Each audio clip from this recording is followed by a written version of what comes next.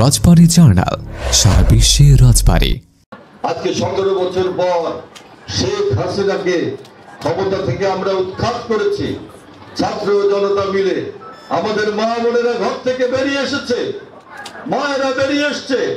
আমার ছেলের বুকের উপর গুলি করা হচ্ছে, এটা হতে পারে না। এই জন্য মায়েরা বোনেরা ঘর থেকে বেরিয়ে এসছে। ছাত্রগণ অভ্যুত্থান হয়েছে, শেখ হাসিনা পালিয়েছে। কিন্তু মা বোনেরা, আমি একটা কথা বলি, আজকেও বাংলাদেশে ষড়যন্ত্র হচ্ছে যাতে আমাদের নেতা তারেক রহমান দেশে ফিরতে না পারে। আজকেও আমাদের তারেক রহমান তিনি প্রধানমন্ত্রী না হতে পারেন, বিএনপি ক্ষমতায় না যেতে পারে। আজকেও ষড়যন্ত্র হচ্ছে বিভিন্ন জায়গায়, বিভিন্ন রকম উচ্ছৃঙ্খলতা তৈরি করে, সন্ত্রাস তৈরি করে, দলবদ্ধভাবে মানুষ নানা ধরনের আক্রমণ করে বিভিন্ন জায়গায় বিভিন্ন ঘটনা ঘটিয়ে আজকেও দেশের অবস্থা খারাপ করা হচ্ছে যাতে বিএনপি ক্ষমতায় যেতে না পারে। সেজন্য আমি আপনাদের কাছে, আমাদের মা বোনদের কাছে আমি বিশেষভাবে অনুরোধ জানাই যে মা বোনদের একটা বিরাট ভূমিকা আজকে নেওয়া প্রয়োজন এই ষড়যন্ত্রের বিরুদ্ধে, যাতে আগামী নির্বাচন না হয়। এরকম একটা ষড়যন্ত্র যারা করছে আজকে, জামাতে ইসলামী সহ বিভিন্ন সংগঠন এরকম একটা ষড়যন্ত্র করছে। জামাতে ইসলাম আল্লাহর দোহাই দিয়ে আজকে গোটা বাংলাদেশে নানা রকম তাণ্ডব চালাচ্ছে।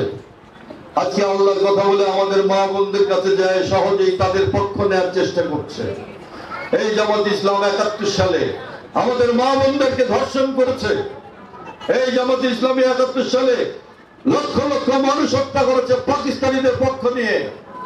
সুতরাং আজকে তারা আবার মাঠে নেমেছে বাংলাদেশের রাজনীতি তাদের নিয়ন্ত্রণে নেওয়ার জন্য। আমি মা বোনদের অনুরোধ জানাবো, আপনার সবাই সচেতন থাকবে যে আল্লাহর নামে, কোরআনের নামে মিথ্যে কথা বলে আজকে সমস্ত মানুষকে আজকে বিভ্রান্ত করার চেষ্টা করা হচ্ছে। সেই জন্য আমি বলি যে আজকে অর্ধেক আপনারা নারী, ওই যে আমাদের নেত্রী বললেন এই পৃথিবীতে যাহা কিছু মহান, যাহা কিছু কল্যাণকর, অর্ধেক তার করিয়াছে নারী, অর্ধেক তার নর। আপনারা একটু সামনে এগিয়ে আসবেন, আপনারা আমাদের সাহস দিবেন, আপনারা আমাদের পাশে থাকবেন। আমাদের সঙ্গে থাকলে আমরা একসঙ্গে পায়ে পায়ে মিছিল করব, একসঙ্গে আমরা সামনের দিকে এগিয়ে যাব। তাহলে সমস্ত ষড়যন্ত্র, সমস্ত কিছু ভেদ করে আগামী জাতীয় সংসদ আমরা নির্বাচিত করে আমাদের নেতা তারেক রহমানকে বাংলাদেশে ফিরিয়ে এনে তাকে প্রধানমন্ত্রী তৈরি করতে পারবো। এই জন্য আপনাদের সাহায্য দরকার। আপনারা আর ঘরের মধ্যে কতকাল বসে থাকবেন? ঘর থেকে বের হতে হবে, ঘর থেকে বের হতে হবে আপনার সন্তানের ভবিষ্যতের জন্য। আপনার সন্তান যাতে আগামী দিনে এই বাংলাদেশে ভালোভাবে বেড়ে উঠতে পারে, মানুষ হতে পারে, সেই জন্য ঘর থেকে বের হয়ে আসতে হবে।